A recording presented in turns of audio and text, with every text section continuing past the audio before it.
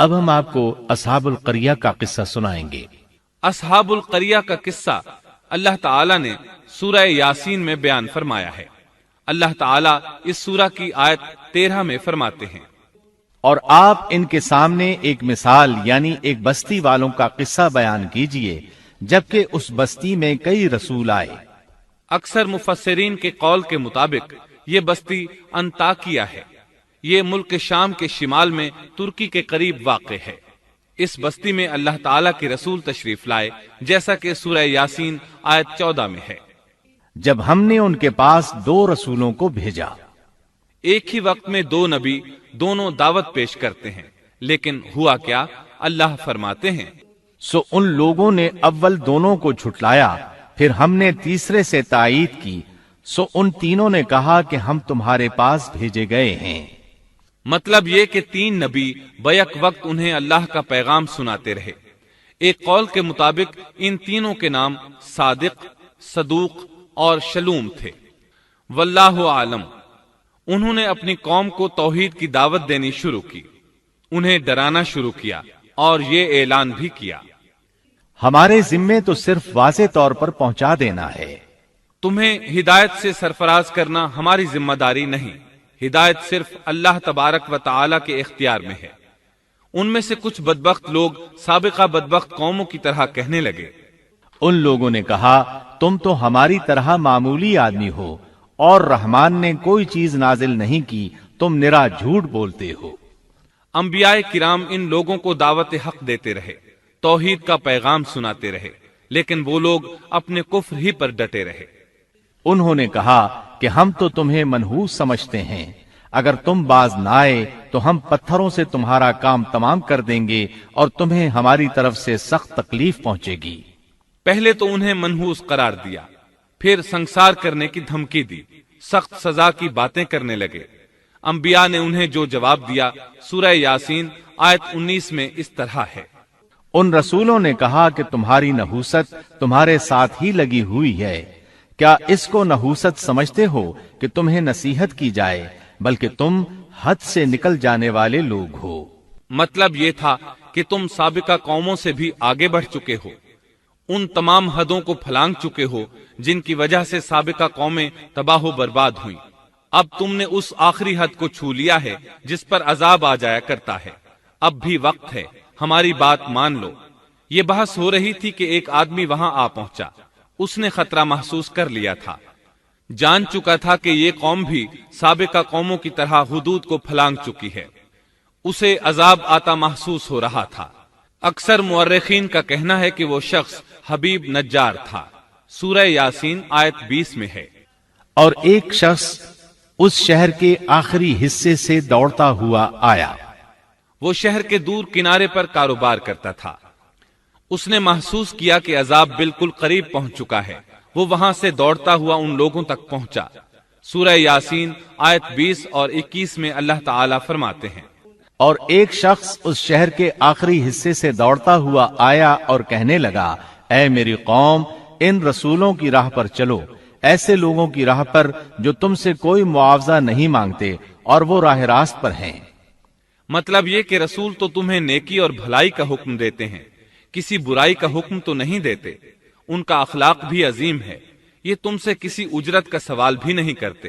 اس کے بعد اس نے جو کہا آیت 22 اور 23 میں مذکور ہے، اور مجھے کیا ہو گیا ہے کہ میں اس کی عبادت نہ کروں جس نے مجھے پیدا کیا، اور تم سب اسی کی طرف لوٹائے جاؤ گے۔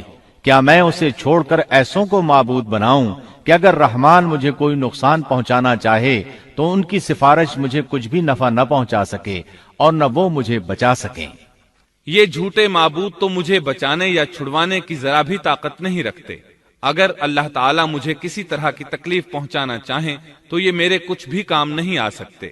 سورہ یاسین آیت 24 اور 25 میں آتا ہے، پھر تو میں یقیناً کھلی گمراہی میں ہوں، میری سنو، میں تو سچے دل سے تم سب کے رب پر ایمان لا چکا۔ یہ باتیں سن کر قوم کے لوگ غصے میں آ گئے اور کہنے لگے، اچھا کیا تو بھی ان کے ساتھ ہے؟ غصے میں اس پر پل پڑے اور نیچے زمین پر پٹخ دیا۔ لوگ اسے مارنے پیٹنے، اس کے اوپر چڑھ کر کودنے لگے۔ ابن عباس رضی اللہ عنہما بیان کرتے ہیں کہ اس کے پیٹ پر چڑھ کر کودنے لگے، یہاں تک کہ اس کی آنتیں باہر نکل آئیں۔ بالآخر انہوں نے اسے شہید کر دیا۔ سورہ یاسین آیت 26 میں ہے، قیل ادخل الجنہ، ارشاد ہوا جا جنت میں داخل ہو جا، یعنی اس سے فوراً ہی یہ کہہ دیا گیا کہ جنت میں داخل ہو جا، کیونکہ وہ شہید ہوا تھا۔ یہاں اللہ تعالیٰ نے بات کو بہت مختصر بیان کیا، پوری تفصیل بیان نہیں کی کہ انہوں نے اسے پکڑا، مارا، پھر شہید کیا، اور اس کے بعد اس کے لیے حکم ہوا کہ جنت میں داخل ہو جا، اور یہ بالکل واضح بات ہے۔ وہ فوراً جنت میں داخل ہو گیا، اور جوں ہی وہ جنت میں داخل ہوا کہنے لگا کاش میری قوم کو بھی علم ہو جاتا کہ میرے پروردگار نے مجھے بخش دیا اور مجھے عزت داروں میں شامل کر دیا۔ بس شہید ہوتے ہی سب گناہ ختم ہو گئے۔ اللہ کے راستے میں شہادت سے بڑھ کر کوئی شہادت ہو بھی تو نہیں سکتی۔ اللہ تعالیٰ کی بارگاہ میں دعا ہے وہ ہم سب کو بھی اپنی راہ میں شہادت نصیب فرمائے، اس لیے کہ شہید کو اللہ کی طرف سے وہ اعزاز اور اکرام ملتا ہے جو کسی اور کو نصیب نہیں ہوتا۔ اب اس قوم کی سنیے جس نے اسے شہید کیا تھا۔ اللہ تعالیٰ سورہ یاسین آیت 28 اور 29 میں فرماتے ہیں، اس کے بعد ہم نے اس کی قوم پر آسمان سے کوئی لشکر نہیں اتارا اور نہ اس طرح ہم اتارا کرتے ہیں، وہ تو صرف ایک زور کی چیخ تھی کہ یکا یک وہ سب بجھ بجھا گئے۔ اس موقع پر جبریل علیہ السلام اکیلے ہی آئے تھے اور انہوں نے ایک چیخ ماری تھی، اور بس وہ سب کے سب اسی دم بجھ گئے، مر گئے۔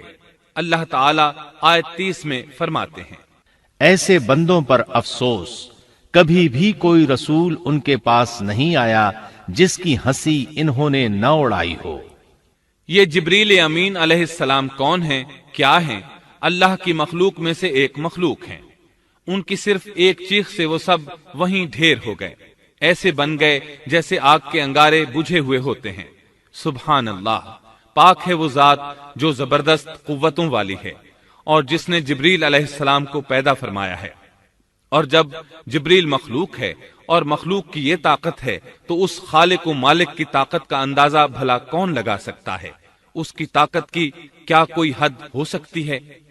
یہ قصہ تھا اصحاب القریہ کا جنہوں نے پیغمبروں کو جھٹلایا، اور یہ تھے چند ایک واقعات ان نبیوں اور قوموں کے اور ان کی بستیوں کے جو سیدنا ابراہیم علیہ السلام اور سیدنا شعیب علیہ السلام کے درمیانی زمانے میں ہوئے، جن کے واقعات اللہ تعالیٰ نے ہمارے لیے قرآن کریم میں بیان فرمائے۔